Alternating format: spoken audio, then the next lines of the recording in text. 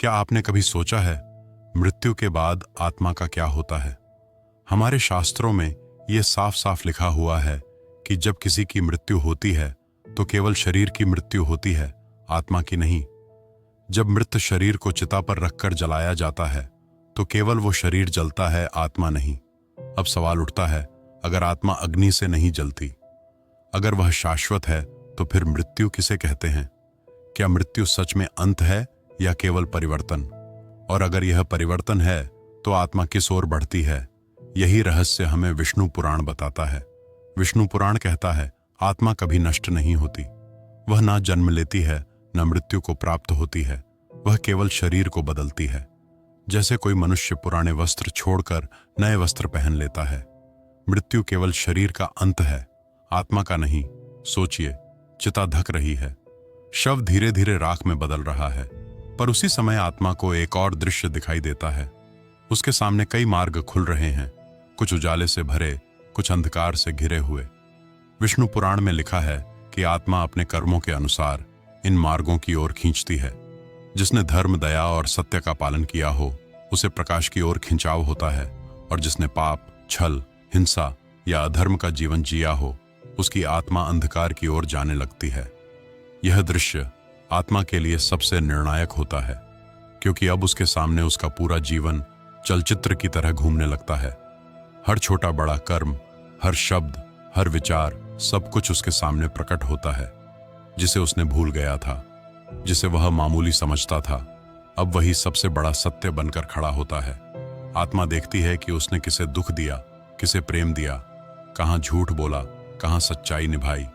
हर कर्म का असर उसी क्षण जीवित हो उठता है। वह समझ जाती है कि अब यही कर्म उसके अगले मार्ग का फैसला करेंगे। जरा उस आत्मा की स्थिति की कल्पना कीजिए। एक और परिवार की चीखें उसे पीछे खींच रही हैं। वह उन्हें छोड़ना नहीं चाहती, लेकिन दूसरी ओर उसके सामने अदृश्य शक्ति उसे आगे बढ़ने को मजबूर कर रही है। वह शक्ति कोई और नहीं बल्कि उसके अपने कर्म हैं। वह चाहती है कि अपने बच्चों के पास चली जाए, उनकी पीड़ा कम करे, लेकिन अचानक उसे महसूस होता है कि कोई प्रकाश उसे ऊपर की ओर बुला रहा है। यह प्रकाश उसे कहता है, तेरा यहाँ काम पूरा हुआ, अब तुझे आगे बढ़ना होगा। विष्णु पुराण स्पष्ट कहता है, मृत्यु अंत नहीं बल्कि द्वार है। यह आत्मा को अगले लोक की ओर ले जाती है। वह लोक उसके कर्मों के अनुसार तय होता है, कभी देवलोक, कभी पितृक और कभी निचले लोक। यही कारण है कि मृत्यु को केवल डर का विषय नहीं माना गया, बल्कि अवसर कहा गया है, क्योंकि मृत्यु आत्मा को यह दिखाती है कि उसने जीवन में क्या बोया और अब उसे क्या काटना है। अब सोचिए, अगर आत्मा के सामने मार्ग खुलते हैं, अगर प्रकाश और अंधकार उसे खींचते हैं, तो सवाल यह है कि उस घड़ी में आत्मा को कौन दिशा देता है? क्या यमदूत ही उसे ले जाते हैं, या कोई और दिव्य शक्ति भी है जो उसे मोह से मुक्त कर मार्गदर्शन देती है? यही रहस्य हमें शिव पुराण बताता है। शिव पुराण कहता है कि मृत्यु की घड़ी में यदि आत्मा को शिव नाम का सहारा मिल जाए तो उसका मोह बहुत जल्दी टूट जाता है। मृत्यु का समय केवल देह छोड़ने का क्षण नहीं होता, यह आत्मा के लिए सबसे गहरी परीक्षा होती है। उस समय यदि वातावरण में ओम नमः शिवाय गूंज रहा हो, या परिजन श्रद्धा से राम नाम सत्य है का उच्चारण कर रहे हो, तो आत्मा के भीतर एक अनोखा कंपन होता है। उसका भय हल्का होने लगता है और उसकी बेचैनी धीरे धीरे कम होने लगती है। सोचिए, चिता धक रही है, धुएं की परत आसमान तक फैली हुई है, परिवार के लोग रो रहे हैं, चीखें वातावरण को भारी कर रही हैं, लेकिन उसी बीच कोई एक व्यक्ति धीरे धीरे ओम नमः शिवाय का जाप शुरू करता है। उसके स्वर में भक्ति है, श्रद्धा है। फिर दूसरे लोग भी उसके साथ जुड़ जाते हैं और कुछ ही देर में पूरा वातावरण उस मंत्र से भर जाता है। वह ध्वनि केवल जीवितों के कानों तक नहीं पहुंचती, बल्कि आत्मा तक भी पहुंचती है। आत्मा जो अभी तक चीख रही थी, डर रही थी, भ्रम में डूबी हुई थी, अचानक उस ध्वनि को सुनकर ठिठक जाती है। उसके भीतर एक हलचल होती है। वह महसूस करती है कि यह ध्वनि केवल आवाज नहीं बल्कि एक शक्ति है। यह शक्ति उसके बंधनों को ढीला कर रही है। वह अदृश्य बेड़ियाओं जिनमें वह फंसी हुई थी अब टूटने लगी हैं। शिव पुराण में कहा गया है कि मृत्यु की घड़ी में शिव स्वयं ही मृत्यु नियंता और मुक्तिदाता बन जाते हैं। उनके नाम का स्मरण ही आत्मा के लिए दीपक का काम करता है। जब आत्मा सबसे घने अंधकार में होती है तब शिव नाम ही उसके लिए प्रकाश का मार्ग बनता है। अब आप सोचिए, आत्मा अपने शरीर को जलते देख रही है। वह चाहती है कि लौट जाए, अपने परिवार को गले लगा ले। लेकिन जब ओम नमः शिवाय की ध्वनि उसके चारों ओर फैलती है तो उसके भीतर एक शांति उतरने लगती है। उसे लगता है कि यह संसार अब उसका नहीं रहा। उसका मोह ढीला पड़ रहा है, उसकी बेचैनी कम हो रही है और अचानक उसे महसूस होता है कि कहीं दूर एक शक्ति है जो उसे अपने पास बुला रही है। शिव पुराण कहता है कि यदि मृत्यु के समय आत्मा को शिव नाम सुनने को मिल जाए तो यमदूत भी उसे उतनी कठोरता से नहीं बांध पाते। वे केवल दर्शक बन जाते हैं, क्योंकि उस क्षण आत्मा शिव की शरण में होती है। यही कारण है कि हमारे संस्कारों में मृत्यु के समय मंत्रोच्चारण का इतना महत्व है। यह परंपरा केवल जीवितों के सांत्वना के लिए नहीं बनी, बल्कि आत्मा की मुक्ति के लिए बनी है। क्योंकि मृत्यु के क्षण आत्मा को जितना मोह बांधता है, उतनी ही शक्ति उसे मंत्र का जप मुक्त करता है। अब आप सोचिए, अगर आत्मा मंत्रों के सहारे भय से मुक्त हो सकती है, अगर वह अपने भीतर शांति महसूस कर सकती है, तो क्या आत्मा सचमुच मरती है? क्या मृत्यु उसके अस्तित्व का अंत है, या यह केवल देह का अंत है, जबकि आत्मा शाश्वत बनी रहती है? इस प्रश्न का अंतिम और शाश्वत उत्तर हमें मिलता है श्रीमद् भगवद गीता में।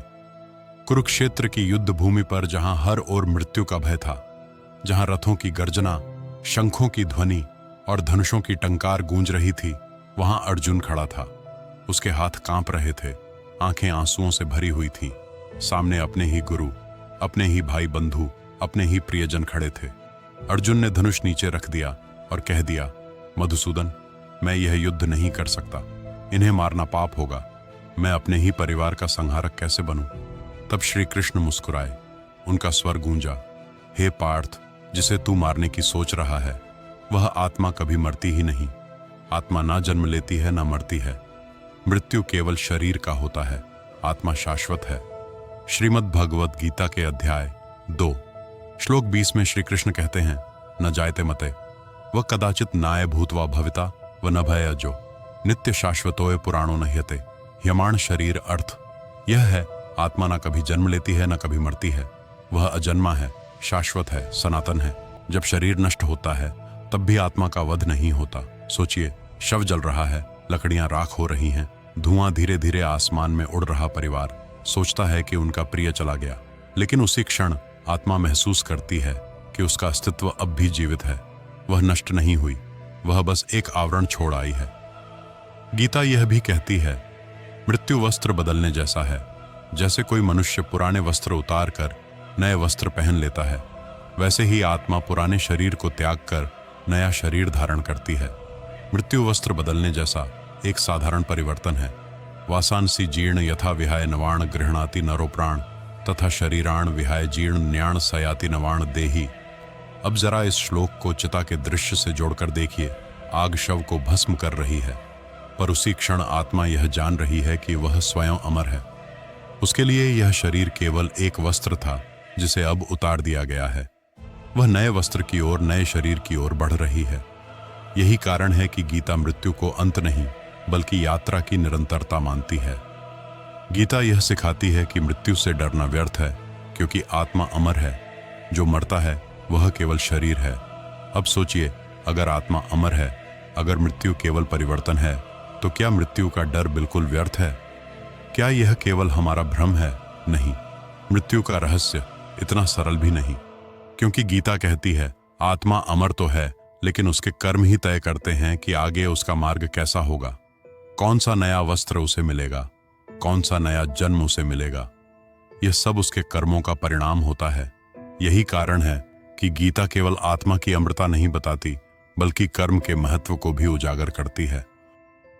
श्री कृष्ण अर्जुन से कहते हैं, हे अर्जुन, तू केवल कर्म कर, फल की चिंता मत कर, क्योंकि कर्म ही आत्मा का भविष्य गढ़ते हैं। तो अब जरा कल्पना कीजिए, शव की आग बुझ रही है, परिवार घर लौट चुका है, पर आत्मा अब भी अपने अगले मार्ग की ओर बढ़ रही है। वह जानती है कि उसका अस्तित्व शाश्वत है, लेकिन उसके सामने यह प्रश्न खड़ा है, आगे कौन सा मार्ग खुलेगा? क्या वह देवलोक जाएगी? क्या उसे पितृक मिलेगा, या उसे पुनर्जन्म के लिए धरती पर लौटना होगा? यही वह क्षण है जहां आत्मा के सामने सबसे बड़ा रहस्य खड़ा होता है, क्योंकि मृत्यु केवल वस्त्र बदलना है, लेकिन वह वस्त्र कैसा होगा, यह तय करते हैं कर्म। तो अब सवाल यह है, जब आत्मा यह सब समझ लेती है, जब वह जान जाती है कि मृत्यु केवल शरीर का अंत है, तब उसकी अंतिम यात्रा का निष्कर्ष क्या होता है? यही उत्तर हमें मिलता है जब हम गरुड़ पुराण, अग्नि पुराण, विष्णु पुराण, शिव पुराण और गीता को एक साथ जोड़कर देखते हैं। गरुड़ पुराण ने हमें मृत्यु के तुरंत बाद आत्मा की सबसे पहली तड़प दिखाई। वह अपने ही शरीर से मोह करती है, पुकारती है, वापस लौटना चाहती है, लेकिन कोई नहीं सुनता। अग्नि पुराण ने बताया कि यह पीड़ा असल में आत्मा की नहीं, बल्कि उसके मोह और भ्रम की है। अग्नि आत्मा को छू भी नहीं सकती, पर मोह उसे जलन का अनुभव कराता है।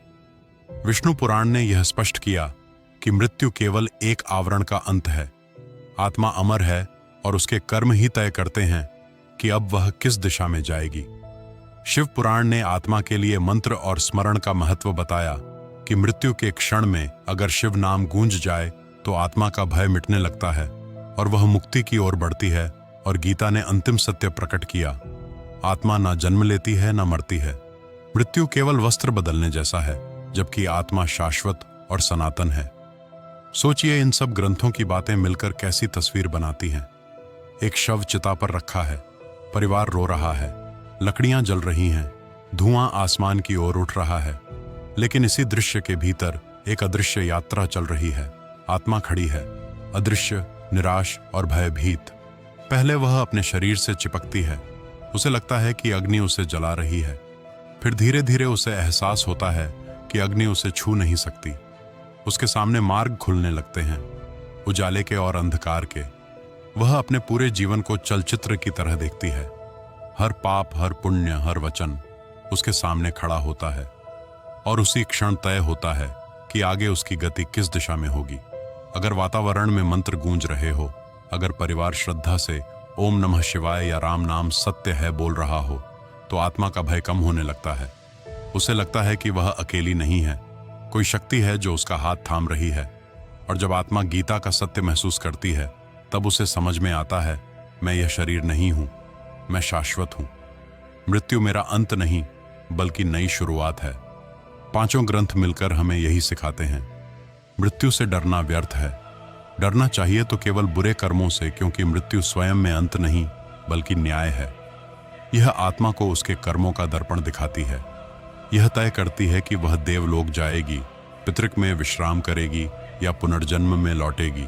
और कभी कभी यदि आत्मा पूर्ण रूप से शुद्ध हो चुकी हो, तो वह इस चक्र से मुक्त होकर मोक्ष की ओर भी बढ़ सकती है।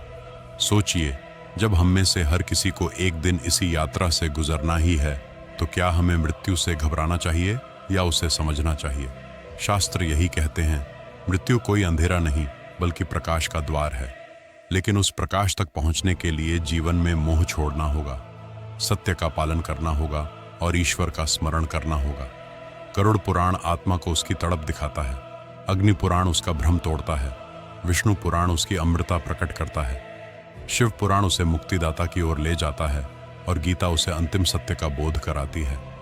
यही है मृत्यु का रहस्य, यही है उन पहले 2 मिनटों का अदृश्य सत्य जिन्हें हम देख नहीं पाते, लेकिन आत्मा पूरी तरह अनुभव करती है। अब आप सोचिए, जब आत्मा यह सब देखती और समझती है, तो क्या मृत्यु सचमुच भयावह है या यह केवल वह क्षण है जब आत्मा अपने असली स्वरूप से परिचित होती है? शास्त्र कहते हैं, मृत्यु अंत नहीं, बल्कि उस परम सत्य से मिलने का अवसर है जिसे हम जीवन भर ढूंढते रहते हैं। यही कारण है कि आर्ष्य मुनियों ने मृत्यु को डर नहीं, बल्कि एक उत्सव माना, क्योंकि मृत्यु में ही जीवन का रहस्य छुपा है।